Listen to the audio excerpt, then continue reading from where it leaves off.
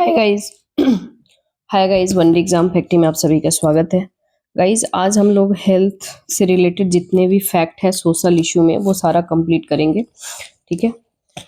Actual क्या है, थोड़ा मेरा आज तबीयत ठीक नहीं है, आवाज़ थोड़ी भारी भारी मतलब जाएगी, but don't worry about that, क्योंकि आप लोग मैनेज कर लेना। क्या है ना कि कोल्ड फीवर मेरे अभी भी लगा हुआ है, बट कहते हैं ना एक कंसिस्टेंसी बहुत ज़रूरी है, जो डेली का रूटीन है वो फॉलो करना बहुत ज़रूरी है ना। तो आप समझ लो कि मेरे फीवर लगा, बट मैं यही सोची कि आज रिकॉर्ड करती, बट मेरे को लगा है कि नहीं, रूल इज़ ए रूल है ना, रूल से कंप्रोमाइज़ नहीं। बट थोड़ी आवाज़ भारी जाएगी, थोड़ा मैनेज कर लेना आप लोग।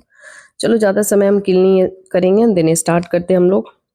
हेल्थ से रिलेटेड राष्ट्रीय परिवार स्वास्थ्य सर्वेक्षण 5 रिपोर्ट, ठीक है, यानी कि नेशनल फैमिली हेल्थ सर्वे 5, ये 5वां रिपोर्ट है। तो कह रहा है कि ये क्यों चर्चा में है, तो ये टोटल हम लोग डेटा देखेंगे। देखो, 2019 से 21 के डेटा है, फिर 2015 से 16 का डेटा, ठीक है। संकेतक यानी इंडिकेटर्स की बातें कर रहे हैं।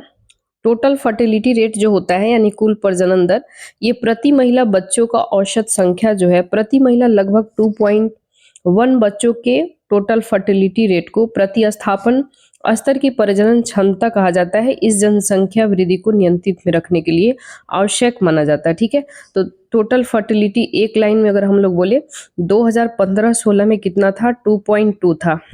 2019 से 21 data national family health survey के अकॉर्डिंग कितना रहा, 2.0%, यानी कि ये थोड़ा कम रहा है, ठीक है।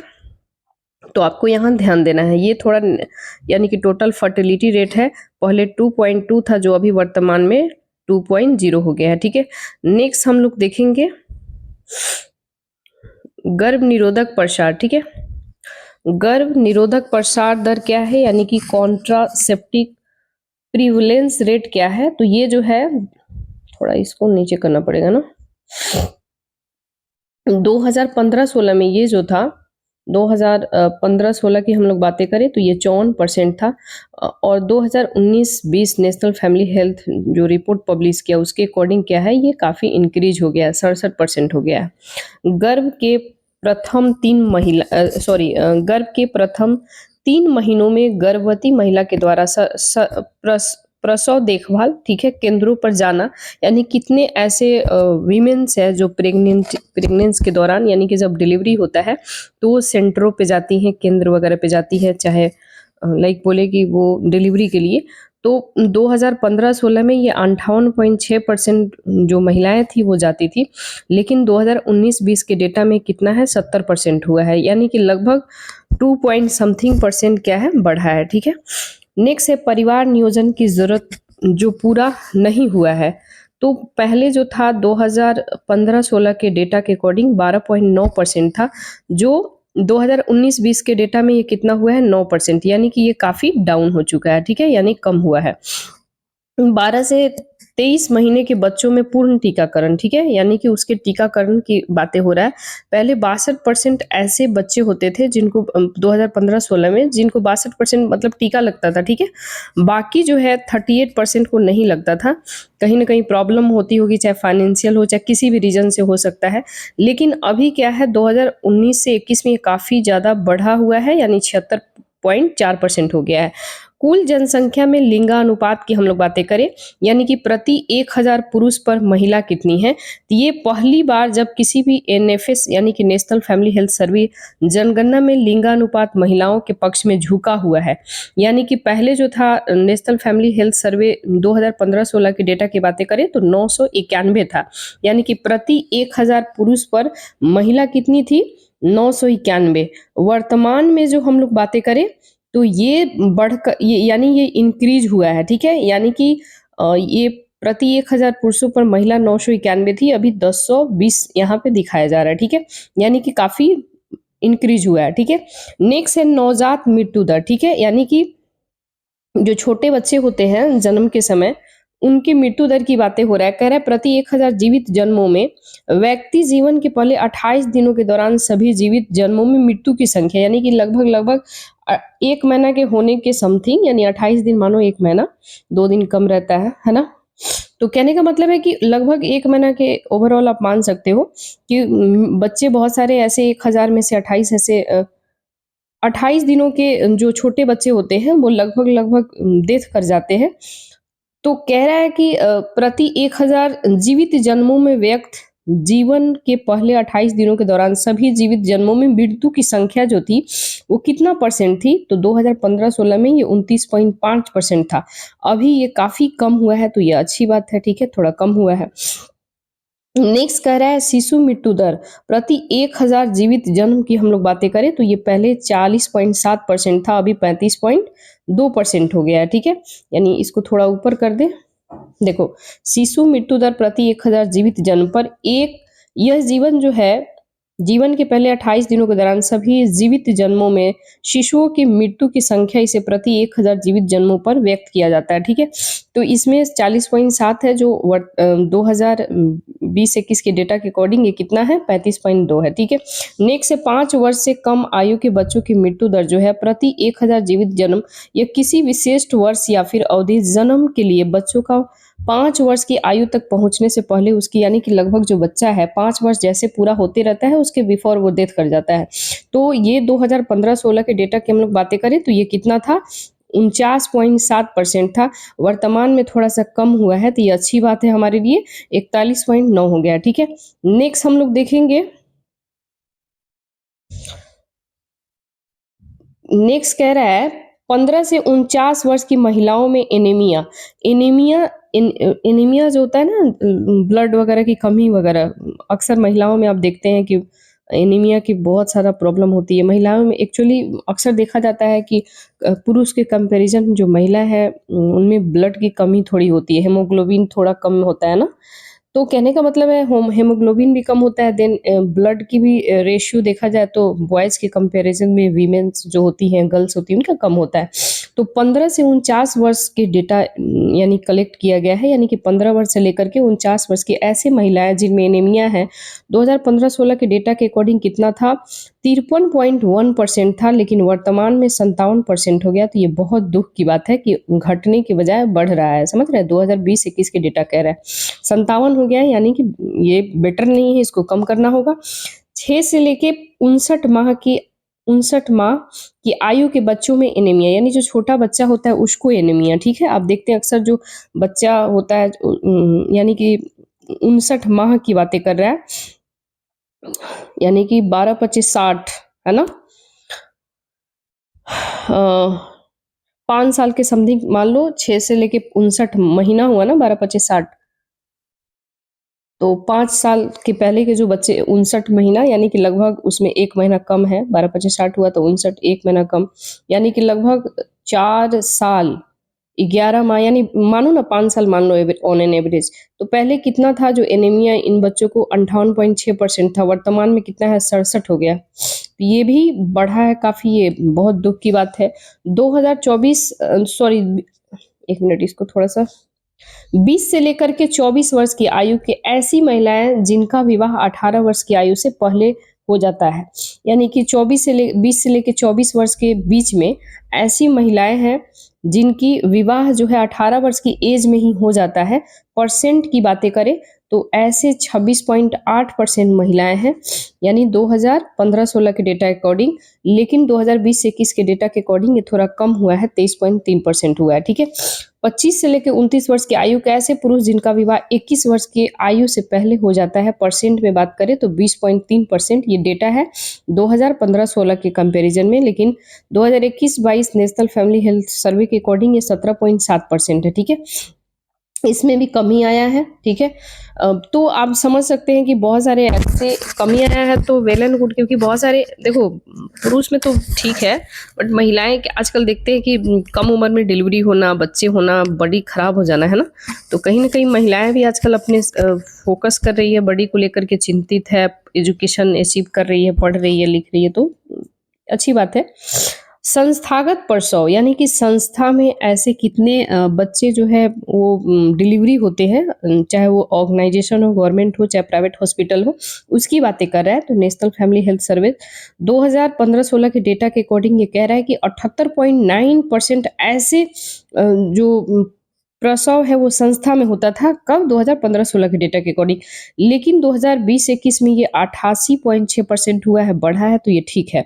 क्योंकि भाई देखो पहले के ज़माना में घर में मतलब घर पहले जो था गाँव घर में आप सुनते होंगे कि घर में ही कोई डॉक्टर-वॉक्टर नहीं आता था, ऐसे ही डिलीवरी हो जाता था। लेकिन अब वो बात नहीं है, बच्चा होने के वक़्त उसको हर एक-एक चीज़ चेकअप करना होता है कि बच्चे को कोई प्रॉब्लम तो नहीं है ना? जॉन्डिस तो नहीं है, एनीमिया तो नहीं है, बहुत सारी चीज़ें हैं, तो ये अच्छी बात है इंक्रीज़ हुआ है तो। 5 वर्ष से कम आयु के बच्चे जो गिठनेपन यानी कि स्टंटेड से पीड़ित हैं, आयु के अनुरूप लंबाई कम है, यानी कि स्टनिंग का मतलब होता है मतलब जैसे जितनी उनकी एज है उसके अकॉर्डिंग उनको लंबा रहना चाहिए, तो वो बॉनेट टाइप के थोड़ा-सा हो जाते हैं। तो उनमें पहले जो था 38.4% था 2017-18 के डेटा के अकॉर्डिंग, लेकिन अभी की बात करें 2020-21 के डेटा के अकॉर्डिंग तो ये 35.5% है। 5 वर्ष से कम आयु के बच्चे जो दुबलेपन यानी कि वेस्टेड मतलब होता है काफ़ी दुबला-पतला यानी कि खाता तो है बट उसके बॉडी में लगता नहीं है, ठीक है? तो कह रहे हैं कि ऊँचाई के अनुरूप वज़न कम होना यानी कि जितनी उसकी लंबाई है, लेकिन वो काफ़ी देखते हैं पतला है, कितना भी लोग कहता है ना कितना भई मेरा बच्चा जो है लोग कहता है ना कि मेरा बच्चा जो है खाता-पीता है, लेकिन वो हेल्दी नहीं है ना? तो वैसे अगर डेटा की बातें करें तो 21% ऐसे बच्चे हैं जो वेस्टेज से सफ़र कर रहे हैं। ये डेटा है काफ़ी ओल्ड है, यानी कि 2017-18 के अकॉर्डिंग यानी 15-16, 17-18 के ये डेटा है और ये जो है 2020-21 के डेटा 19.3% है। तो ये जो है थोड़ा कम हुआ है तो सही बात है, लेकिन और कम करने की ज़रूरत है। 5 वर्ष से कम आयु के बच्चे जिनका वज़न यानी कि अंडरवेट है यानी कि कम है और आयु के अनुरूप वज़न कम होना। जितनी एज है उतनी वज़न नहीं है, तो ऐसे कितने परसेंट बच्चे हैं? 2015, 16, 17 के डेटा के अकॉर्डिंग 35.8% ऐसे बच्चे हैं, जो 2020-21 के कंपैरिज़न में 32.1% है, थोड़ा कम हुआ है, लेकिन इतना से काम नहीं चलेगा, 1 आध 2% कोई मैटर नहीं करता है और भी हम लोग को इस पे फ़ोकस करना पड़ेगा, ठीक है? देखिए, कह रहा है कि राष्ट्रीय स्वास्थ्य लेखा अनुमान नेशनल हेल्थ अकाउंट एस्टिमेटेड्स की बातें कर रहा है, तो हाल ही में केंद्रीय स्वास्थ्य एवं परिवार कल्याण मंत्रालय ने वित्त वर्ष 2020-21 और 2021-22 के लिए राष्ट्रीय स्वास्थ्य लेखा अनुमान जारी किया है, डेटा जारी किया है। अब हम लोग देखेंगे नेशनल हेल्थ अकाउंट आखिर ये है क्या? ठीक है? तो कह रहे हैं कि स्वास्थ्य और परिवार कल्याण मंत्रालय। तो सबसे पहले और कुछ याद रखना या नहीं रखना, एक फैक्ट तो ये याद रखना है आपको कि कौन सा मंत्रालय के अंतर्गत आता है, तो स्वास्थ्य और परिवार कल्याण मंत्रालय के अंतर्गत आता है, ठीक है? और इसके बाद ये कह रहे हैं कि 2013 से लेके 13-14 से हर साल राष्ट्रीय स्वास्थ्य लेखा जारी किया जाता है। तो एक फैक्ट ये याद रखना है कि कब से जारी होता है, तो दे देगा कि 2010-11 से जारी होता है। तो ये गलत हो जाएगा क्योंकि एक फैक्ट मंत्रालय तो स्वास्थ्य और परिवार और कल्याण मंत्रालय, दूसरा जो है 2013-14 से हर साल ये डेटा पब्लिश होता है। किसने करता है? तो राष्ट्रीय स्वास्थ्य लेखानुमान करता है, ठीक है? भारत में एनएचए का विचार राष्ट्रीय स्वास्थ्य नीति 2002 में प्रस्तुत किया गया था। पहली बार 2002 में प्रस्तुत हुआ था। एनएचए जो है यानी कि नेशनल हेल्थ अकाउंट जो है ये राष्ट्रीय स्वास्थ्य लेखा तकनीक सचिवालय भारत के लिए एनएचए संचालित समिति एनएचए विशेष समूह का निरंतर मार्गदर्शन और सहयोग के तौर पर डेटा पब्लिश करता है। एनएचए जो है ये भारत के स्वास्थ्य प्रणाली के भीतर वित्तीय प्रवाह का विस्तृत विवरण प्रस्तुत करता है और इसमें बताया गया है कि विविध स्रोतों से धन कैसे एकत्र किया जाता है, यानी कि बहुत सारे ऐसे डायमेंशन है जहां से धन कलेक्टेड किया जाता है, ठीक है? उन्हें स्वास्थ्य सेवा और क्षेत्रों में खर्च किया जाता है, स्वास्थ्य सेवाओं का उपयोग किया जाता है। जैसे आप देख सकते हैं कि बहुत सारे जो है इनडायरेक्ट टैक्सेस कलेक्ट किए जाते हैं, प्लस डायरेक्ट टैक्स होते हैं, बहुत सारे ऐसे टैक्स होते हैं जो हमसे आपसे मतलब जो भी सारे लोगों से लेकर के रोड में लगाया जाता है, इंफ्रास्ट्रक्चर में लगाया जाता है ना, स्वास्थ्य में वो खर्च किया जाता है। तो ये सारे बातें कह रहा है ना कि वो various dimension to collect of the wealth, है ना? नेक्स्ट है नेशनल हेल्थ अकाउंट जो है इसके अनुमान के अकॉर्डिंग भारत के लिए राष्ट्रीय स्वास्थ्य लेखा दिशा निर्देश 2016 के फ्रेमवर्क के भीतर तैयार किया गया था। ये स्वास्थ्य लेखा प्रणाली 2011 का उपयोग करके तैयार किया गया था, ठीक है? नेक्स्ट हम लोग देखेंगे स्वास्थ्य लेखा प्रणाली जो है, ठीक है? ये 2011 के बारे में इससे भी थोड़ा सा फैक्ट हम लोग देख ले तो ये स्वास्थ्य लेखा को तैयार करने के लिए वैश्विक मानक फ्रेमवर्क है, यानी कि पूरे वर्ल्ड लेवल पे फ्रेमवर्क तैयार होता है। अलग अलग देशों के स्वास्थ्य व्यय अनुमानों की तुलना करने में सहायता प्रदान करता है, यानी कि जितने भी हमारे कंट्रीज है पूरे उसमें देखा जाता है कि भाई वो हेल्थ के एक्सपेंडिचर कितने हैं, यानी कि हेल्थ हेल्थ पे कितना खर्च होता है, कितने सारे जीडीपी का खर्च किया जाता है, ये सारे चीज अनुमान लगाया जाता है। ये प्रणाली स्वास्थ्य व्यय को तीन आयाम कौन कौन है, एक होता है उपभोग, उपभोग मतलब कंज्यूम करना, उपभोग प्रावधान और वित्त पोषण करना, ठीक है, वर्गीकृत करने के लिए एक मानक प्रदान करना, ठीक है। फिर फाइनेंशियली उसको खाने पीने में कितने एक्सपेंडिचर होता है, कंज्यूम में कितना होता है ना, एक कैटेगरी वाइज डिसाइड होता है। आर्थिक सहयोग और विकास संगठन जो है ओईसीडी, विश्व स्वास्थ्य संगठन डब्ल्यूएचओ और यूरो एस्टेट के बीच संयुक्त सहयोग का परिणाम है। ये तीनों जो है ओईसीडी, डब्ल्यूएचओ और यूरो एस्टेट, ये तीनों मिलकर सहयोग करके इसके रिजल्ट वगैरह डिसाइड करते हैं, ठीक है। भारत के लिए राष्ट्रीय स्वास्थ्य लेखा की बात करें तो नेशनल लेवल पे ऑलरेडी अपने इंडिया पे हम लोग देख लिए, नेशनल हेल्थ अकाउंट के बारे में हम लोग देखे हैं, है ना, कि इसके लिए परिवार कल्याण, स्वास्थ्य परिवार कल्याण मंत्रालय के तहत ये किया जाता है ना। नेक्स्ट हम लोग देखेंगे और इसके बीच क्या क्या डेटा है जो एग्जाम ओरिएंटेड है, पहले हम लोग देख ले। 2017-18 के बाद से 2021-22 में प्रवृत्ति क्या हुआ है, तो सकल घरेलू उत्पाद यानी कि जीडीपी प्रति व्यक्ति आय के प्रतिशत के रूप में कुल स्वास्थ्य व्यय यानी कि टोटल हेल्थ एक्सपेंडिचर की बातें कर रहा है, द मतलब टोटल हेल्थ एक्सपेंडिचर, ठीक है।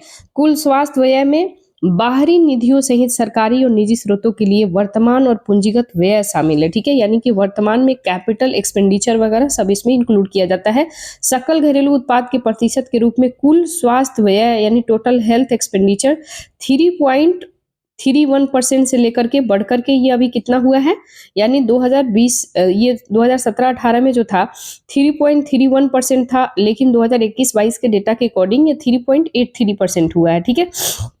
और प्रति व्यक्ति कुल स्वास्थ्य व्यय यानी कि प्रति व्यक्ति, ये जो भी एक प्रति व्यक्ति है उसका हेल्थ एक्सपेंडिचर की बात हो रहा है तो कितना खर्च होता है, 4297 रुपए से बढ़कर के ये 6602 रुपए हो गया है। तो आप बताओ कि हमारा इतना कम जो है मतलब जीडीपी का इतना लेस अमाउंट जो है खर्च होता है प्रति व्यक्ति 4297 रुपए, तो क्या बताओ कि बड़े बड़े डिजीज होते हैं, बहुत सारे प्रॉब्लम क्रिएट होते हैं, क्या इतना से काम चलेगा? नहीं होगा, ठीक है। बहुत सारे ऐसे चीज़ें हैं जो आप समझ रहे हैं कि बहुत सारे ऐसे फैमिली है जो हम लोग देखते हैं, बहुत सारे फैमिली का छोड़ो ना, हम ही लोग अपना फैमिली को देख लो, मिडिल फैमिली के जो है कोई अगर ऐसा डिजीज अगर हो जाता है जो इंसान जो है सक्षम नहीं हो पाता ट्रीटमेंट कराने में, है ना, कहीं पे भी जाओ तो डायग्नोसिस में कितना खर्चा होता है, मेडिसिन में लगता है, उसको कंसल्टेंसी में लगता है, बहुत सारी चीज़ें हैं ना। तो प्रति व्यक्ति इतना लेस अमाउंट है, इसको बढ़ाना पड़ेगा तभी जाके काम चलेगा। नेक्स्ट है कि कुल स्वास्थ्य, ये जो डेटा है ना आप एग्जाम में तो नहीं पूछे जाएगा कि बताइए कि प्रति व्यक्ति इतना इतना है, हाँ ये स्टेटमेंट बोलेगा कि 2017-18 के अकॉर्डिंग जो है 2021-22 में थोड़ा बढ़ाया गया, तो बिल्कुल सही है, क्योंकि यूपीएससी जो है कभी भी डेटा नहीं पूछता है। हाँ बीपीएससी एग्जाम जो है वो एक्यूरेट डेटा पूछ लेगा, क्योंकि बीपीएससी आपको पता है डेटा उसको बहुत पसंद है डेटा वाला स्टेटमेंट बनाने का, लेकिन यूपीएससी जो है कभी भी डेटा का फैक्चुअल हालांकि जो भी अगर बनाता भी है स्टेटमेंट तो उसका गलत होता है, क्योंकि आप सभी को पता है कि वो फैक्चुअल बेस जो होता है डेटा वो नहीं बनाता है ना, वो आप सभी को पता है।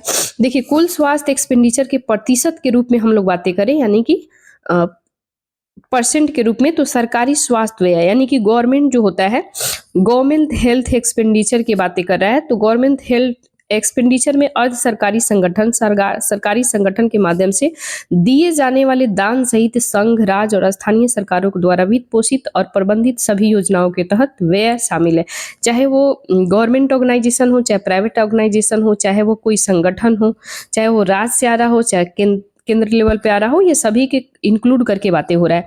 तो ऐसे जो है ये 2017-18 में कितना था 40.8%, लेकिन 2021-22 में कितना हुआ है 48% हो गया है, ठीक है।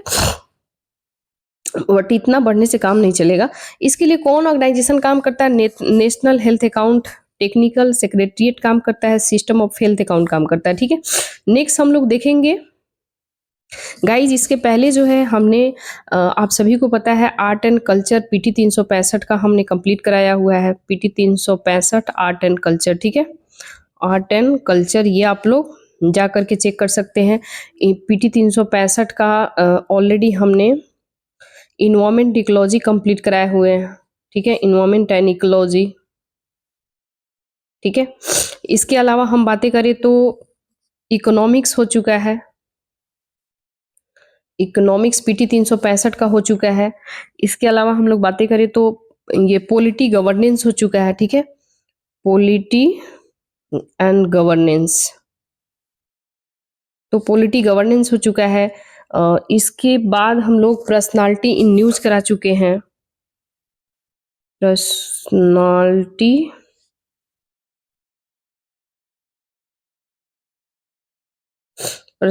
इन न्यूज, ठीक है।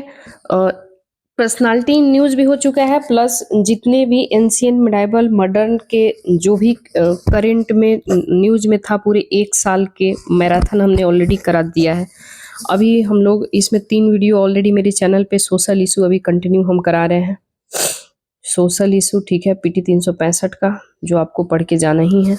जीएस पेपर 2 से रिलेटेड है, आपको बहुत सारे ऐसे क्वेश्चन हैं जो डायरेक्ट पूछे जाते हैं, तो जो है वो आपको पढ़ के जाना है। प्लीज़ 2 से 4 बार 5 बार रिवीजन कर लीजिएगा, जिससे वैसे हम एमसीक्यू ये जैसे हमारा कंप्लीट होता है ना, तो बहुत जल्द हम एमसीक्यू सारे सब्जेक्ट का करा देंगे, ठीक है। आपको कहीं जाने की ज़रूरत नहीं है, हर सब्जेक्ट का, जैसे मान लो कि सोशल इशू है तो 200 क्वेश्चन है ना, लगभग 200-250 क्वेश्चन, इकोनॉमिक्स है तो 200-250 क्वेश्चन चैप्टर वाइज सारा इंक्लूड करके, जो मतलब हम लोग न्यूज़ में जितने भी 1 साल के अंतर्गत पढ़े, थोड़ा कमांड हो जाएगा, है ना। इसके अलावा जितने भी सब्जेक्ट पढ़े, इकोनॉमी, इसके बाद पॉलिटी गवर्नेंस, इन्वायरमेंट इकोलॉजी, जितने भी सारे सबका हम क्वेश्चन लेके आएंगे, प्रैक्टिस कराएंगे आप लोग को, ठीक है। बहुत अच्छा वो रहेगा सिर्फ करेंट अफेयर्स का, ये नहीं कि उसमें विथ स्टैटिक भी रहेगा, लेकिन करेंट अफेयर्स का जो भी हम पढ़े हैं उनसे रिलेटेड रहेगा, ताकि एक बार और दोबारा रिवीजन हो जाए अच्छे से हम लोग का। वैसे करेंट अफेयर्स की बातें करें तो मेरे चैनल पे आप लोग जा करके अक्टूबर 2023 से लेकर के अक्टूबर 2024 तक एमसीक्यू मंथली करेंट अफेयर्स हम ऑलरेडी कंप्लीट करा चुके हैं, ठीक है, तो आप लोग जा करके देख सकते हैं। चलो हम ज़्यादा समय किल नहीं करेंगे, ठीक है। कह रहा है कि कुल स्वास्थ्य व्यय जो है, टोटल हेल्थ एक्सपेंडिचर प्रतिशत के रूप में वर्तमान स्वास्थ्य व्यय, और 1 मिनट थोड़ा इसको, तो कह रहा है कि जो गवर्नमेंट हेल्थ एक्सपेंडिचर की बातें कर रहा है, गवर्नमेंट हेल्थ एक्सपेंडिचर में स्वास्थ्य देखभाल उद्देश्य इसके क्या क्या है, तो इसके लिए बार बार होने वाले व्यय एक्सपेंडिचर में सभी प्रकार के पूंजीगत व्यय शामिल नहीं है, ठीक है। सीएचई की बातें करें, ठीक है, तो ये जो है टोटल हेल्थ एक्सपेंडिचर के प्रतिशत के रूप में व्यय यानी कि एक्सपेंडिचर के करके समझा जा सकता है। उस वर्ष स्वास्थ्य सेवा के लिए परिचालन खर्चों का कितना हिस्सा जनसंख्या स्वास्थ्य आवश्यकताओं को पूरा करने के लिए एक्सपेंडिचर किया गया था, तो ये किया गया था 88.5% से घट करके कितना हो गया है 87.3%, तो ये बढ़ा रह जाना चाहिए, तो घट ही रहा है। कुल स्वास्थ्य व्यय टोटल हेल्थ एक्सपेंडिचर प्रतिशत के रूप में स्वास्थ्य देखभाल अपनी जेब से होने वाली खर्च, यानी कि अपने जेब से जो भी पर्सन है, जो भी पब्लिक है, वो खर्चा कितना करते हैं, तो कह रहा है कि ये जो एक्सपेंडिचर है परिवारों के द्वारा स्वास्थ्य देखभाल सेवा प्राप्त करते समय प्रत्यक्ष रूप से खर्च यानी डायरेक्ट रूप से खर्च कितना होता है, तो 48.8% से घट करके 39.4% हो गया है। तो ये डेटा कह रहा है, लेकिन आप सभी को पता है आज के डेट में आप लोग भी गवर्नमेंट हॉस्पिटल में जाना पसंद नहीं करते हैं, चाहे हम हो, चाहे आप हो, चाहे कोई भी हो, क्योंकि सब कोई जान रहा है कि गवर्नमेंट हॉस्पिटल का सिचुएशंस क्या होते हैं। सब यही चाहते हैं कि भाई हम निजी हॉस्पिटल में जाए, प्राइवेट हॉस्पिटल में जाए, हमारा क्विक एंड फास्ट ट्रीटमेंट हो, बीमारी का पता चले, है ना। तो आप सभी को ऑलरेडी पता है, इस पे कहने की ज़रूरत नहीं है। हालांकि हम लोग भले उसका बैकग्राउंड जो भी हो जानते हो, लेकिन इंटरव्यू में आपको ऐसे अगर आता है तो नहीं बोलना है, चाहे अगर मेंस का राइटिंग प्रैक्टिस कर रहे हैं तो उसमें भी नहीं बोलना है। गाइज ये सारा कंप्लीट हो जाएगा ना, तो हम अगर ऐसा कोई नंबर लेते हैं ना जिसमें टेलीग्राम बनाएंगे, तो हम ये भी सोच रहे हैं ना आप लोग का थोड़ा मेंस का पहले से हर दिन एक एक क्वेश्चन दे, जिससे कि आप लोग प्रैक्टिस करके उस पर डालते रहे। ये मेरा मतलब ऐसे मेरा थॉट है। वैसे आप लोग कमेंट करके ज़रूर बताना, ठीक है, क्योंकि उससे क्या है ना कि थोड़ा सा आप लोग का नॉलेज भी इन्हांस होते रहेगा, एक दूसरे का मेंस का जो क्वेश्चन है, एक जो भी सारे ग्रुप में रहेंगे वो एक दूसरे का देखते रहेंगे, है ना, जहाँ कमी होगा बताते रहेंगे। बट मेरे मन में ऐसा ख्याल आया कि करना चाहिए, बट थोड़ी सी समय मुझे लगेगा, क्योंकि हम ये जो पर्सनल नंबर है तो वो हम उससे तो बना नहीं सकते ना, क्योंकि प्रॉब्लम हो जाएगा। वैसे हम देखेंगे जैसा होगा मैं बताऊंगी, है ना। देखो कह रहा है कि कुल स्वास्थ्य व्यय जो है ये प्रतिशत के रूप में स्वास्थ्य पर सामाजिक सुरक्षा, तो ये सामाजिक सुरक्षा एक्सपेंडिचर की बातें कर रहा है। ठीक है, सोशल सिक्योरिटी एक्सपेंडिचर जो है केंद्र सरकार राज्य के द्वारा वित्त पोषित स्वास्थ्य बीमा योजना जैसे कि पीएम जय, RSBY, ठीक है, यानी कि सामाजिक स्वास्थ्य बीमा कार्यक्रम, स्वास्थ्य देखभाल सेवा उद्देश्यों के लिए सरकारी कर्मचारियों को चिकित्सा प्रतिशत शामिल है।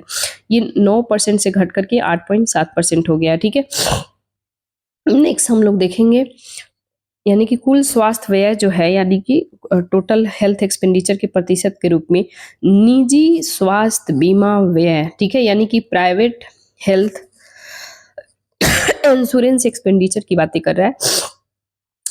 देखो, P for private, H for health, I for ये हो गया इंश्योरेंस, E फॉर एक्सपेंडिचर। ठीक है, तो कह रहा है कि ये जो है स्वास्थ्य बीमा व्यय जो है निजी स्वास्थ्य बीमा एक्सपेंडिचर, ये स्वास्थ्य बीमा कंपनियों के माध्यम से किए गए खर्च में शामिल होते हैं।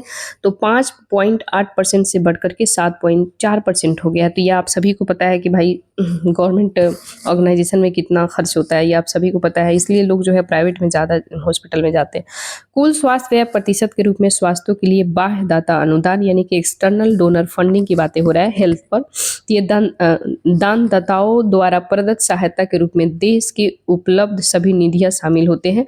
तो ये 0.5% से बढ़कर के 1.1% हो गया है, यानी कि कोई दान पुण्य करते हैं ऐसी बातें कर रहा है।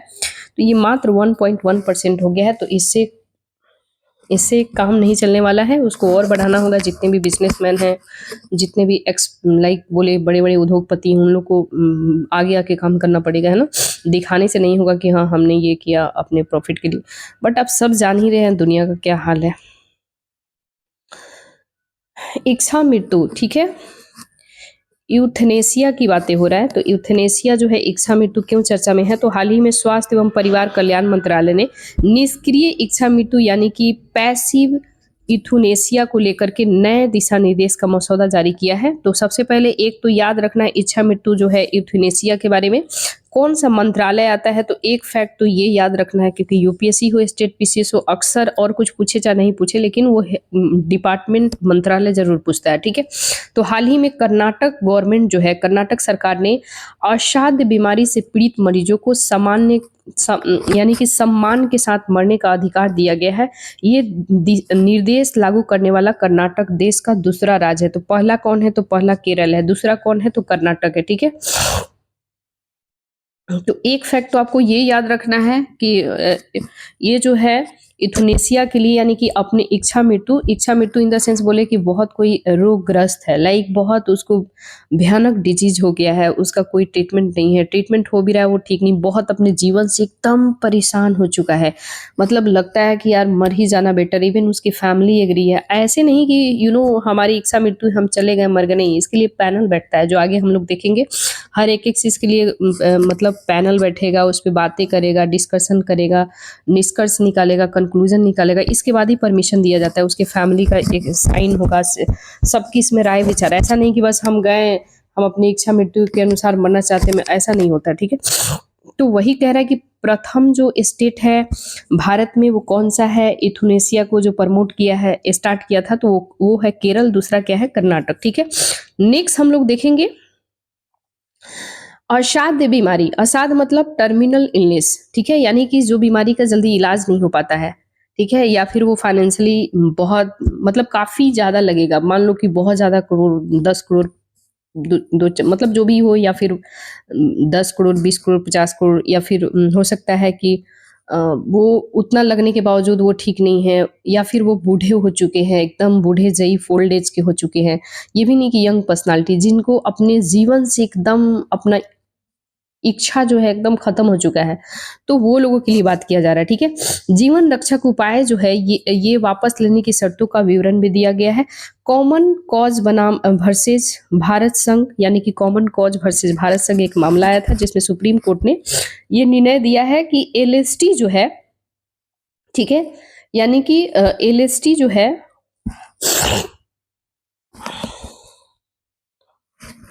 लाइफ सिक्योरिटी ट्रीटमेंट जो है ये प्रस्ताव पर निर्णय लेने के लिए प्राथमिक चिकित्सा बोर्ड पीएमबी, ठीक है, प्राइमरी जो टीचर बोल रहे हैं, प्राइमरी जो वो होते हैं डॉक्टर्स होते हैं, उनके लिए प्राथमिक चिकित्सा बोर्ड जो है माध्यमिक चिकित्सा बोर्ड को गठन करने का प्रावधान दिया गया है। ये सुप्रीम कोर्ट में एक मामला आया था जिसको कहा जाता है common cause versus union of India, ठीक है। दोनों के बीच ये मामला जब आया तो सुप्रीम कोर्ट ने कहा एलएसटी के प्रस्ताव पर निर्णय लेने के लिए प्राथमिक चिकित्सा बोर्ड और मध्यम चिकित्सा बोर्ड का गठन का प्रावधान किया गया है। इसमें दोनों में कम से कम 3 सदस्य शामिल होंगे। 3 सदस्य अब हम लोग देखेंगे क्या क्या है। तो एलएसटी प्रस्ताव को प्राथमिक चिकित्सा बोर्ड के सदस्यों के द्वारा सर्वसम्मति से स्वीकार किया जाना चाहिए और माध्यमिक चिकित्सा बोर्ड को पीबीएम के निर्णय को मान्यता देनी चाहिए। पीबीएम मतलब ये हो गया प्राथमिक चिकित्सा बोर्ड, इसके ये लेकर के जाएगा तो यहाँ पे इसको मान्यता देना पड़ेगा, ठीक है, वही चीज कह रहा है। क्लिनिक एथिक्स कमेटी का गठन अस्पताल ऑडिट निरीक्षण संघर्ष समाधान के लिए किया जाता है, ठीक है। इसके लिए ऑर्गेनाइजेशन जो है लाइफ सस्टेनिंग ट्रीटमेंट वर्क करता है, ठीक है। इच्छा मृत्यु के बारे में हम लोग बातें करें, यूथनेसिया के बारे में हम लोग बातें करें तो इसका अर्थ होता है किसी रोग के जीवन को जानबूझकर समाप्त करना, ठीक है। यानी कि असहनीय पीड़ा, इलाज, बीमारी से मुक्ति मिल सके। यानी कि आप ट्रीटमेंट करा रहे हैं, ठीक नहीं हो रहा है, कोई ऑप्शन नहीं है आपके पास, तो ऐसे परिस्थिति में जिनको बहुत पीड़ा हो रहा है बहुत, लेकिन वो मर भी नहीं रहे हैं और उनको कष्ट भी बहुत ज्यादा हो रहा है ना, तो वैसे स्थिति में बात किया जा रहा है कि किसी भी रोग जीवन को जानबूझकर समाप्त करना जिससे कि उससे असहनीय पीड़ा हो, इलाज, बीमारी से मुक्ति मिले। इसका प्रबंधन केवल चिकित्सक के द्वारा ही किया जा सकता है, ठीक है। इच्छा मृत्यु से संबंधित न्यायिक निर्णय अभी तक यानी कि हमारा जुडिशियरी है क्या क्या निर्णय दिया है इसके बारे में हम लोग बातें करेंगे, ठीक है। तो कह रहा है कि अरुणा रामचंद्र शानबाग वर्सेज भारत संघ, यानी अरुणा रामचंद्र वर्सेज भारत संघ यानी यूनियन ऑफ स्टेट की बातें हो रहा है। 2011 में एक मामला आता है, इसमें इच्छा मृत्यु की अनुमति दिया जाता है, ठीक है। एक मिनट,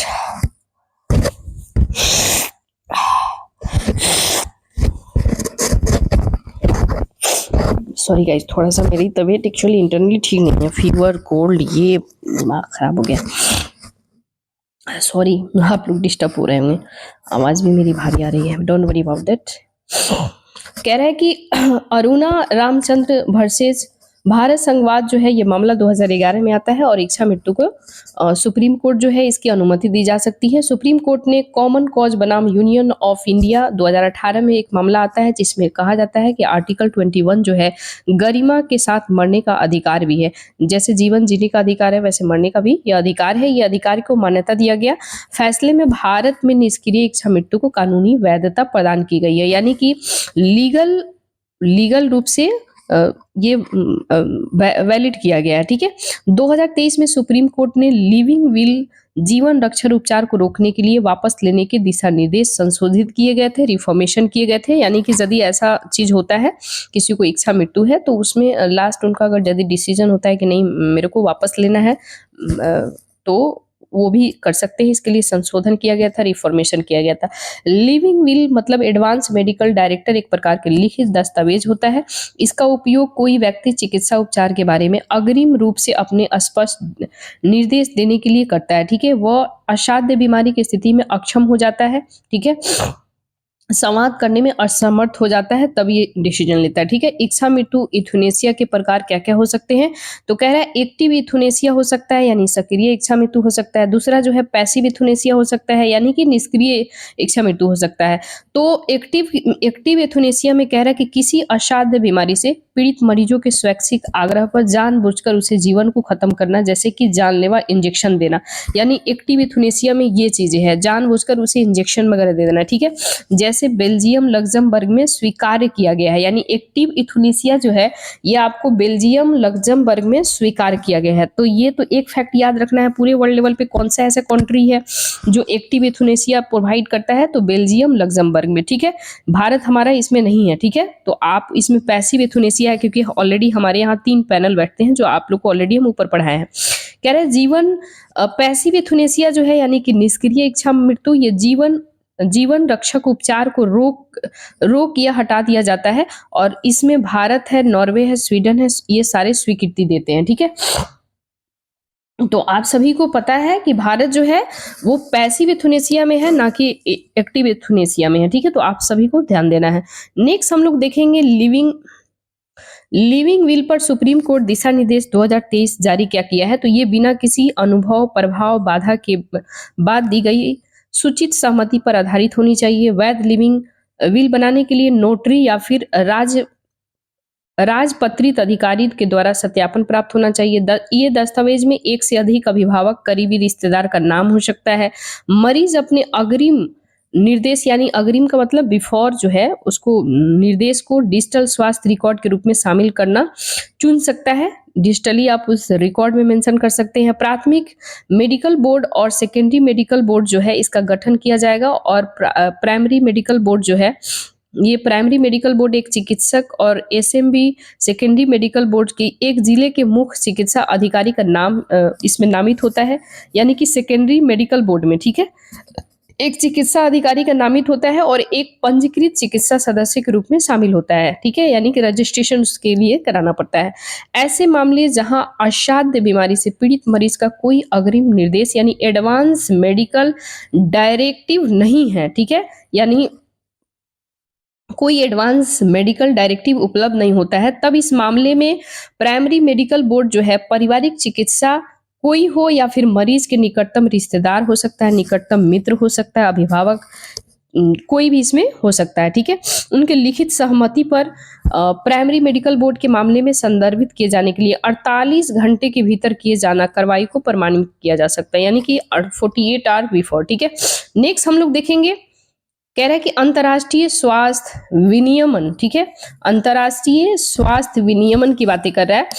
मतलब ये आईएचआर जो है, ये इंटरनेशनल हेल्थ रेगुलेशन की बातें कर रहा है। 2005 में संशोधन हुआ है, रिफॉर्मेशन हुआ है। तो ये अमेंडमेंट एक्ट है क्या, इसमें हम लोग देखेंगे। तो हाल ही में विश्व स्वास्थ्य सभा WHO यानी कि वर्ल्ड हेल्थ असेंबली की बातें हो रहा है, इसकी 77वीं वार्षिक बैठक संपन्न हुआ है। तो एक फैक्ट तो याद रखना है, कौन सा हुआ है, डायरेक्ट आपसे पूछेगा कि हाल ही में स्टेटमेंट बना के, जैसे देखते हैं बहुत सारा क्वेश्चन जो इजी पूछे जाते हैं, मतलब ऐसे 5 से 7 क्वेश्चन की संभावना होती है जो इजी पूछे जाते हैं ना। तो हो सकता है बहुत सारे 100 क्वेश्चन में से 5-7 ही ऐसे क्वेश्चन होते हैं, जैसे आर्टिकल 21 हमेशा पूछा जाता है, आर्टिकल 14 हमेशा पूछा जाता है ना। वैसे हो सकता है स्टेटमेंट के तौर पे एक ही लाइन में ऑप्शन देके पूछे कि हाल ही में अंतर्राष्ट्रीय स्वास्थ्य विनियमन 2005 जो है अपनी 75वीं वर्षगांठ संपन्न हुआ है। तो गलत हो जाएगा क्योंकि 77वीं है, तो आपको ओवरऑल ये आपको मेंशन करना है, याद रखना है, ठीक है। अंतर्राष्ट्रीय स्वास्थ्य विनियमन 2005 में महत्वपूर्ण संशोधन क्या क्या है। तो अंतर्राष्ट्रीय स्वास्थ्य विनियमन की बातें करें, रेगुलेशन की बात करें, 1951 में स्थापित हुआ था अंतर्राष्ट्रीय स्वच्छता विनियमन का जगह जो है अंतर्राष्ट्रीय स्वास्थ्य विनियमन लागू किया गया, ठीक है, 1951 में। वर्ल्ड हेल्थ असेंबली ये काम करता है, ठीक है। इसका उद्देश्य क्या क्या है, तो एक व्यापक कानूनी रूप से बाध्यकारी फ्रेमवर्क है, यानी कि ये बाध्यकारी है, ठीक है। ये देशों की सीमाओं पर लोक स्वास्थ्य घटना कर्मों और आपात स्थितियों के प्रभावों से निपटने के देशों के अधिकारों के दायित्वों को स्पष्ट करता है। इसमें मेंबर कौन कौन होते हैं, तो WHO के सभी 194 सदस्य देश, लिंकस्टाइन और द होली भी शामिल है, ठीक है, यानी कि WHO के 194 मेंबर विथ लिंकस्टाइन और द होली सी भी शामिल है इसमें, ठीक है। संशोधन की आवश्यकता क्यों पड़ी, रिफॉर्मेशन की नीडेड क्यों पड़ी, तो ये जो है विगत वर्षों में इबोला वायरस, आजकल आप देखे भी हैं इधर जो है बीच इबोला वायरस बहुत चर्चा में था। तो कह रहे हैं कि इबोला वायरस से लेकर के कोविड-19 जैसी महामारी से प्राप्त अनुभवों के कारण दुनिया भर में बेहतर लोक स्वास्थ्य निगरानी प्रतिक्रिया तैयारी तंत्र की आवश्यकता महसूस किया गया, ठीक है। विश्व स्वास्थ्य सभा की हम लोग बातें करें, वर्ल्ड हेल्थ असेंबली की बातें करें, तो ये जो है निर्णय लेने वाला निकाय है, यानी कि ये स्वयं निर्णय लेता है। इसके कार्य की बात करें तो WHO की नीति का निर्धारण करता है, जो भी इसके रूल रेगुलेशंस होते हैं वो बनाता है। WHO के महानिदेशक की नियुक्ति करता है, कौन करता है, तो वर्ल्ड हेल्थ असेंबली करता है, ठीक है। वित्तीय नीतियों की निगरानी करता है, यानी फाइनेंशियली जो रूल रेगुलेशन होता है नीति उसका ये निगरानी करता है। प्रस्तावित कार्यक्रम के बजट की समीक्षा करता है, ठीक है, यानी कि हेल्थ से रिलेटेड, ठीक है, और स्वीकार प्रदान करता है, कौन करता है, तो ये विश्व स्वास्थ्य सभा करता है, ठीक है। संशोधन की हम लोग बातें करें, रिफॉर्मेशन की बातें करें, तो कह रहा है इसके तहत महामारी यानी कि आपातकाल पेंडेमिक इमरजेंसी जो होता है ऐसे संक्रामक रोग के रूप में परिभाषित किया जाता है जो व्यापक भौगोलिक क्षेत्रों को प्रसारित किया जाता है, ठीक है? जो जोखिम बहुत अधिक हो और इतना संक्रामक हो गया हो, जैसे राष्ट्रीय स्वास्थ्य प्रणाली की प्रतिक्रिया करने की क्षमता अप्रभावी हो गया हो या हो सकता हो, तब ये जाके पेंडेमिक इमरजेंसी डिक्लेयर होता है, ठीक है? इसके विकासशील देशों की आवश्यकता प्राथमिकताओं को महत्व देने के लिए समन्वयकारी वित्तीय तंत्र का स्थापना का प्रावधान करता है। अंतर्राष्ट्रीय स्वास्थ्य विनियमन की बातें करें, इंटरनेशनल हेल्थ रेगुलेशन, ये प्रभावी कार्यान्वयन के लिए राज्य यानी कि देश पक्षकार समिति के गठन का प्रावधान किया गया है। अलग अलग देशों के बीच समन्वय में सुधार करने के लिए राष्ट्रीय यानी IHR जो है, इंटरनेशनल हेल्थ रेगुलेशन प्राधिकरण का गठन का प्रस्ताव किया गया, ठीक है? तो ओवरऑल आपको याद रखना है कि उस वर्ल्ड हेल्थ असेंबली में कौन कौन से काम होते हैं, इसका सिग्निफिकेंस क्या है, और अभी जो है कौन सा गठन हुआ है, तो 77वीं हुआ है, ठीक है? तो एक आध 5 6 2 4 पॉइंट याद रखना है, ठीक है? नेक्स्ट है पोषण और स्वच्छता, ठीक है? तो ये हम लोग देखेंगे न्यूट्रिशन एंड सैनिटाइजेशन क्यों चर्चा में है। ग्लोबल हंगर इंडेक्स जो है, ग्लोबल हंगर इंडेक्स, तो हाल ही में आयरलैंड के कंसर्न वर्ल्ड वाइड और जर्मनी के वेल थंगर हिल्फ गैर सरकारी संगठन ने ग्लोबल हंगर इंडेक्स 2024 रिपोर्ट जारी किया है, ठीक है? तो एक तो पूछेगा किसने जारी किया है, आयरलैंड के कंसर्न वर्ल्ड वाइड और जर्मनी के, ये हो जाएगा आयरलैंड के कौन है, कंसर्न वर्ल्ड वाइड, ठीक है? और दूसरा है जर्मनी के वेल थंगर हिल्फ, ठीक है? तो वेल थंगर हिल्फ ये जर्मनी का है ऑर्गेनाइजेशन, और आयरलैंड के कंसर्न वर्ल्ड वाइड, ठीक है? ये दोनों मिलकर के रिपोर्ट जारी किया है, ठीक है? 2024 वाला। तो अब हम लोग आगे देखेंगे कि भाई ग्लोबल हंगर इंडेक्स आखिर है क्या ये, ठीक है? तो कह रहा है कि वैश्विक निष्कर्ष यानी कि पूरे वर्ल्ड लेवल पे इसका निष्कर्ष क्या है, कंक्लूजन क्या है, तो इस सूचकांक में 42 देशों में भूखमरी का स्तर चिंताजनक है, ठीक है? ये स्थिति इस प्रकार है कि 2030 तक शून्य भूखमरी का लक्ष्य हासिल करना है। कब तक हम लोग शून्य भूखमरी का मतलब जीरो हंगर कब हम लोग अचीव करेंगे, इसका कब एम्बिशन है, तो 2030 तक करना है। अभी 2025 चल रहा है, ठीक है? विश्व का ग्लोबल हंगर इंडेक्स जो है 18.3% है, जो भूखमरी और गंभीरता पैमाने के मध्य स्तर का माना जाता है। पूरे वर्ल्ड लेवल पे हंगर इंडेक्स की बातें करें तो ये कितना है, 18.3% है। रिपोर्ट में लैंगिक असमानता, ठीक है? लैंगिक असमानता है यानी कि भेदभाव वगैरह है, काफी जलवायु परिवर्तन है, भूखमरी के बीच संबंध को दर्शाया गया, ठीक है? महिला और लड़कियां आमतौर पर खाद्य सुरक्षा और कुपोषण से सबसे अधिक प्रभावित है, यानी सबसे ज्यादा जो है महिलाएं हैं, लड़की जो है खाद्य सुरक्षा और कुपोषण से बहुत प्रभावित है। मौसम की चरम स्थितियां जलवायु आपात स्थिति के प्रभाव से असामान्य रूप से पीड़ित होते हैं, ठीक है? नेक्स्ट है इस रिपोर्ट में संबंधित निष्कर्ष क्या क्या है, तो भारत सहित 127 देशों में से 105 यानी कि 100 भारत जो है 127 देशों में से कितने नंबर पे है, तो 105वें नंबर पे है। बहुत दुख की बात है, आप समझ रहे हैं? मतलब हम लोग को इसके लिए बहुत ही दुख की बात है, शर्म की बात है, इसमें बहुत ही ज्यादा कम करना होगा। 127 में लोग 105वें नंबर पे, कितनी दुख की बात है, आप समझ रहे हैं? कह रहे हैं कि भारत के साथ पाकिस्तान, अफगानिस्तान सहित 41 अन्य देश गंभीर श्रेणी में है, ठीक है? भारत 2023 में 111वें नंबर पे था। तो 2023 के डेटा के अकॉर्डिंग हम लोग थोड़ा सा कम हुआ है, लेकिन इतना से काम नहीं चलेगा, ठीक है? भारत 13.7% आबादी कुपोषित है, ठीक है? यानी भारत के टोटल हमारे यहाँ जितनी जनसंख्या है 140 करोड़ जनसंख्या जो है उसमें 13.7% जो है कुपोषित लोग हैं, ठीक है? भारत का ग्लोबल हंगर इंडेक्स स्कोर जो है 27.3 है। Bharat global hunger index score 2000 से कम हो गया है, लेकिन बाल दुबलापन, बाल ठिगनापन का स्तर अभी भी बहुत अधिक है। जैसे हम लोग पढ़े हैं स्टर्निंग पोजीशन है ना, अगर कोई बच्चा जो है उसका जितना एज है उसके अकॉर्डिंग जो है काफी स्टर्निंग है, काफी मतलब थोड़ा सा उसका हाई डेवलप नहीं हो रहा है। प्लस ये भी पढ़े हम लोग वेस्टेपन वगैरह देखे हैं कि काफी वो दुबला है, लंबा एज के अकॉर्डिंग लंबा है लेकिन दुबला है, वो उसके बॉडी में खाना पीना नहीं ले, वो सारा हम लोग जस्ट ऊपर में देखे हैं ना। 5 वर्षों से कम आयु के बच्चों को 18.7% में, और चाइल्ड वेस्टिंग की बातें करें तो 35.5% में। फिर से हम लोग देखिए 5 वर्षों से कम आयु के बच्चे में 18.7% में चाइल्ड वेस्टिंग और 35.5% चाइल्ड स्टर्निंग पाया गया, ठीक है?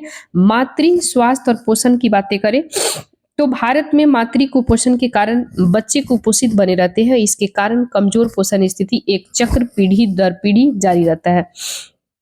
ग्लोबल हंगर इंडेक्स की हम लोग बातें करें तो बाल बाल ठिगलापन मतलब स्टनिंग की बातें हो रहा है। चाइल्ड स्टनिंग 1/6 है, यानी 6 में से ऐसे बच्चे हैं जो 6 में से एक बच्चा जो है वो स्टनिंग है, ठीक है। ये 5 वर्षों से कम आयु के ये 5 वर्ष से कम आयु के उन बच्चों की संख्या को इंगित करता है जिनकी लंबाई जो है उनकी उम्र के हिसाब से कम है। इस प्रकार ये अल्प पोषण दीर्घकालिक स्थिति को दर्शाता है, ठीक है। नेक्स्ट कह रहा है कि अल्प पोषण की बातें करें, यहाँ पे आप फोटो में देख सकते हैं, ठीक है। यानी कि स्टर्निंग है, यानी कि ये बच्चा देखो कितना लंबा है, जितनी इसकी लंबाई होनी चाहिए तो ये काफी नाटा है, छोटा है ना। वैसे ही कह रहा है अल्प पोषण, यानी कि अंडर न्यूरिशमेंट की बातें हो रहा है। अंडर न्यूरिशमेंट जो है, अल्प पोषण यानी 3 यानी बच्चा ऐसे है, 3 बच्चे में से एक ऐसे बच्चा है जो अंडर न्यूरिशमेंट है, ठीक है। ये कैलोरी ग्रहण करने वाली जनसंख्या के हिस्सों को व्यक्त करता है, यानी कंज्यूमिंग जो है कैलोरी वो बहुत कम होता है, उसको अच्छे पोषण नहीं मिल पाता है, अच्छे लेवल का फूड नहीं खाता है, ड्राई फ्रूट नहीं खाता है, अच्छे खाना नहीं, ड्राई फ्रूट फुल फूड की बातें छोड़ो, उसको भरपेट बढ़िया से खाना नहीं मिल पाता है, समझ रहे हैं। तो अंडर न्यूरिशमेंट है 3 में से एक बच्चा। चाइल्ड स्टनिंग में से कोई भी आपसे पूछे तो 6 में से एक ऐसे बच्चा है जो चाइल्ड स्टनिंग है। तीसरा हम लोग देखेंगे बाल दुबलापन, ठीक है, यानी कि चाइल्ड वेस्टिंग, जो काफी लंबा तो है लेकिन उसकी बॉडी जो है खाना पीना नहीं लग रहा है, लाइक पतला दुबला है, ठीक है। तो ऐसे 6 बच्चा में से एक ऐसे बच्चा है जो वेस्टिंग का शिकार है, ठीक है। 5 वर्षों से कम आयु के बच्चे उनकी जनसंख्या को इंगित करता है जिनकी वजन उनकी लंबाई के हिसाब से कम होता है, अल्प पोषण की गंभीर स्थिति को दर्शाता है, ठीक है। नेक्स्ट हम लोग देखेंगे बाल मृत्यु दर, ठीक है, यानी कि चाइल्ड मोर्टेलिटी रेट की हम लोग बातें करें तो 3 ऐसे बच्चे हैं, 3 में से एक ऐसे बच्चे हैं जो 5 वर्ष से कम आयु की उम्र में ही वो डेथ कर जाते हैं, ठीक है।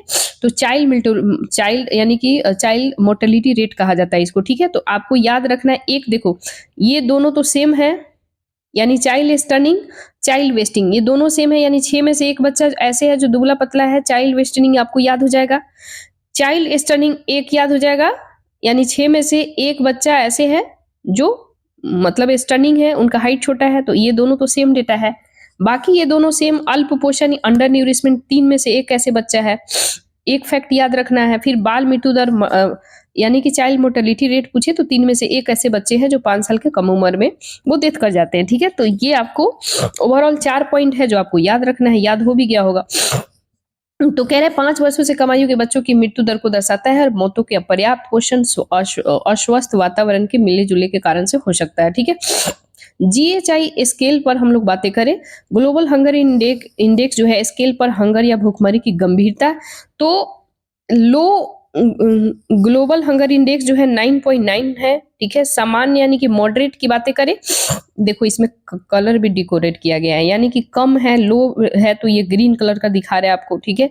सामान्य की बात करें मॉडरेट है थोड़ा, ग्लोबल हंगर इंडेक्स जो है तो 10 में से कितना है 10 से लेकर के 19.9 है, ठीक है।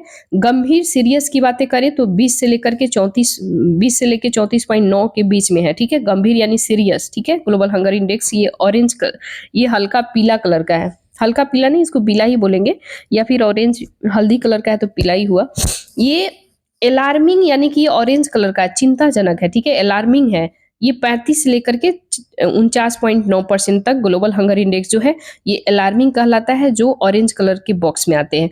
अत्यधिक चिंताजनक यानी एक्सट्रीमली अलार्मिंग की बातें करें तो ग्लोबल हंगर इंडेक्स अगर यदि 50 है, 50 से कम या थोड़ा ज्यादा, तो ये हो जाएगा आपको एक्सट्रीम अलार्मिंग यानी रेड कलर के बॉक्स में रखा जाएगा, ठीक है। तो आपको इतना ही याद रखना है। भारत में भूखमरी की हम लोग बातें करें, भूखमरी से निपटने के लिए उठाए गए कदम, यानी गवर्नमेंट ने अभी तक क्या क्या कदम उठाया है इसको रोकने के लिए, भूखमरी को खत्म करने के लिए। के लिए। तो प्रधानमंत्री गरीब कल्याण योजना लाया गया है, जिसके तहत इस योजना को राष्ट्रीय खाद्य सुरक्षा अधिनियम 80 करोड़ लाभार्थियों को मुफ्त खाद्यान्न उपलब्ध कराने के लिए शुरू किया गया है। दूसरा जो है प्रधानमंत्री मातृत्व वंदना योजना है। इस योजना के तहत पंजीकृत महिलाओं को उनके पहले जीवित बच्चों का जन्म पर, अगर जो पहला बच्चा जो होता है और जीवित होता है तो उसके जन्म पर 5,000 रुपए गवर्नमेंट क्या करता है, फाइनेंशियल सपोर्ट करता है। ये प्रधानमंत्री मातृत्व योजना के तहत, ठीक है। इसका उद्देश्य क्या है, गर्भावस्था और प्रसव के बाद अवधि महिलाओं के वेतन सहायता प्रदान करना और पौष्टिक भोजन सुनिश्चित करने में मदद करना। जो 5,000 रुपए गवर्नमेंट जो देती है, वो देती इसलिए है कि वो महिलाएं जो है अपना खाने पीने में न्यूट्रिशंस वगैरह खाने पीने में ऐड कर सके, थोड़ा फल फ्रूट ले ले, अच्छा खाना पीना खाए, जिससे कि बच्चा भी सही रहे और जो बच्चे की माँ है वो भी सही रहे, ठीक है। डिलीवरी की बातें हो रहा है, यानी पहला जो बच्चा जीवित होगा तब 5,000, ठीक है।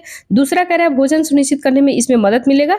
तीसरा है सक्षम आंगनबाड़ी पोषण 2.0 ये स्कीम लाया गया है गवर्नमेंट की तहत ये स्टार्ट हुआ है।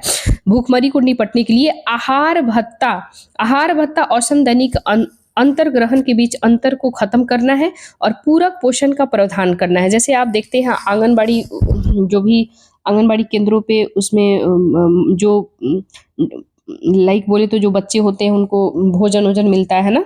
इसके साथ ही बातें करें, जो महिलाएं होती है डिलीवरी वाली, जिनके लाइक बोले तो जो जिनके जो क्या बोलते हैं उसको, जो कहने नहीं आ रहा है मुझे क्या बोलते हैं, लाइक जो प्रेग्नेंट होती है महिलाओं को आंगनबाड़ी केंद्रों पे उनको चावल जो भी सारे मिलता है, चावल आटा गेहूं जो भी हो, वटेवर दाल वाल ये सारा मिलता है ना। राष्ट्रीय खाद्य सुरक्षा अधिनियम 2013 ये कानून भोजन के अधिकार को संवैधानिक अधिकार के रूप में मान्यता देता है। पोषण अभियान, राष्ट्रीय पोषण मिशन, ईट राइट मूवमेंट लाया गया था, ठीक है। नेक्स्ट हम लोग देखेंगे वैश्विक स्तर पर इनिशिएटिव क्या क्या लाया गया है। वैश्विक मतलब पूरे वर्ल्ड लेवल पे भूखमरी को रोकने के लिए कौन कौन सा कदम उठाया गया है। तो विश्व खाद्य कार्यक्रम लाया गया है, इसके तहत संयुक्त राष्ट्र की खाद्य सहायता स्थापना 1961 में हुआ था। इस मिशन के तहत खाद्य सहायता प्रदान करने, खाद्य सुरक्षा को बढ़ावा देकर के, पोषण को बढ़ा करके विश्व से भूखमरी को खत्म करना। संयुक्त राष्ट्र खाद्य और कृषि संगठन फाओ के तहत सस्टेनेबल डेवलपमेंट गोल 2 के तहत जीरो हंगर इसमें लाया गया था। पोषण पर रोम घोषणा, अच्छा सस्टेनेबल डेवलपमेंट गोल जो है इसका टोटल 17 इंडेक्स है, जो ये जो है ना 2030 तक अचीव करना है, 2025 आ गया, ठीक है।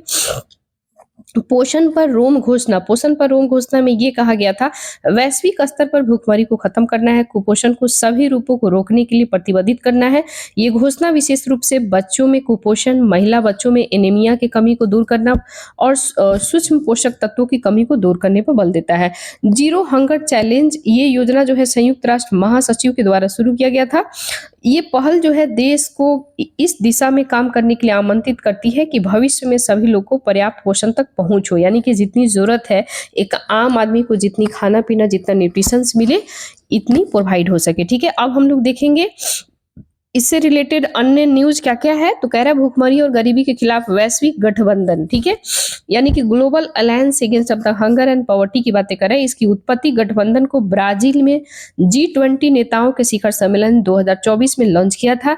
इसका उद्देश्य क्या है, तो भूखमरी और गरीबी को समाप्त करने के प्रयास करना, सतत विकास लक्ष्य सस्टेनेबल डेवलपमेंट गोल 1 और 2 का समर्थन करना, इसमें है असमानता जो है असमानताओं को कम करना, यानी इक्विलिटी मेंटेन करना, अनइक्विलिटी को खत्म करना, ठीक है। सस्टेनेबल डेवलपमेंट गोल 10 को कम करना, ठीक है, यानी कि असमानता है सस्टेनेबल डेवलपमेंट 10 में असमानता यानी कि अनइक्विलिटी, तो अनइक्विलिटी को कम करना। नेक्स्ट है अपनी पॉलिसी बास्केट, विविध नीतिगत साधनों के माध्यम से ये गठबंधन नीतिगत साधनों को लागू करने के लिए साझेदारी बनाना, वित्तीय और ज्ञान संसाधनों को जुटाने के लिए तटस्थ सुविधाकर्ता के रूप में कार्य करता है। गठबंधन 3 स्तरों पर आधारित हो सकती है, राष्ट्रीय, वित्तीय और ज्ञान कार्रवाई, ठीक है। इसमें टोटल मेंबर कितने हैं, तो इसमें 91 देश है, भारत इसका सदस्य है, यानी कि विथ इंडिया 91 कंट्री है, ठीक है, यानी कि इंडिया सहित जो है 91 इसमें कंट्री है। 25 अंतर्राष्ट्रीय संगठन है, यानी इसमें से 25 ऐसे हैं जो इंटरनेशनल लेवल के अलायंस मेंबर है, संगठन है, ऑर्गेनाइजेशन है, ठीक है। नेक्स्ट है अन्य महत्वपूर्ण सुर्खियां, अदर इंपॉर्टेंट न्यूज की बातें करें हम लोग। गाइड 53.52 मिनट का वीडियो रिकॉर्ड हो चुका है। नेक्स्ट हम लोग कल देखेंगे। आज मेरा मन था 2-3 घंटा ले, बट एक्चुअली मेरी तबीयत ठीक नहीं है। रियली बता रहा है, फीवर इतनी है ना, आज मेरा मन नहीं था रिकॉर्ड करने का, क्योंकि एक तो इतना सारा काम का लोड रहता है ना, स्टडी भी करना, पढ़ना भी। बट मैंने सोचा कि नहीं, अगर आज वीडियो रिकॉर्ड नहीं करेंगे ना तो मेरा कंसिस्टेंसी खराब हो जाएगा, और ये हम कतई कर नहीं सकते हैं, है ना। तो गाइज आप लोग मेरे लिए भी प्रेयर करना, मेरी सिलेक्शन हो जाए, है ना। और आप लोग भी मन लगा के पढ़ो अच्छे से। एंड अगर मेरे से बोलने में कोई वर्ड एरर आ गया हो तो उसके लिए सॉरी फॉर दैट, क्योंकि ह्यूमन एरर हो सकता है ना। मैं तो कोई रोबोट नहीं हूँ, हो सकता है मेरे बोलने में कोई वर्ड प्रोनाउंसिएशन ऐसा कुछ, तो सॉरी फॉर दैट उसके लिए। एंड बाकी आप लोग प्लेलिस्ट में जाकर के सारा कुछ देख सकते हैं। बहुत सारा ऐसे मैंने वीडियो रिकॉर्ड किया जो बहुत अच्छे अच्छे हैं, आप लोग पढ़ सकते हैं, विद करेंट अफेयर्स एक्सप्लेनेशन सहित हर चीज़ है उसमें, ठीक है। गाइज वीडियो अच्छा लगे तो लाइक कीजिएगा, शेयर कीजिएगा, कमेंट कीजिएगा, है ना। कल जो है हम लोग अदर इम्पोर्टेंट न्यूज़ से आगे तक हम लोग कंटिन्यू करेंगे, और मुझे लगता है एक आध 2 दिन में हालांकि हमने ये वीडियो फिनिश कर देंगे, ठीक है। 2 दिन में कंप्लीट कर देंगे इस वीडियो को, क्योंकि आज आज ही हम सोचे थे इसको फिनिश कर दे, बट एक्चुअली तबीयत तो इतनी थोड़ी ठीक नहीं लग रही है। ठीक है गाइज, जब तक के लिए जय हिंद, जय भारत। मिलते हैं फिर नेक्स्ट वीडियो में, जब तक के लिए गुड नाइट, बाय बाय।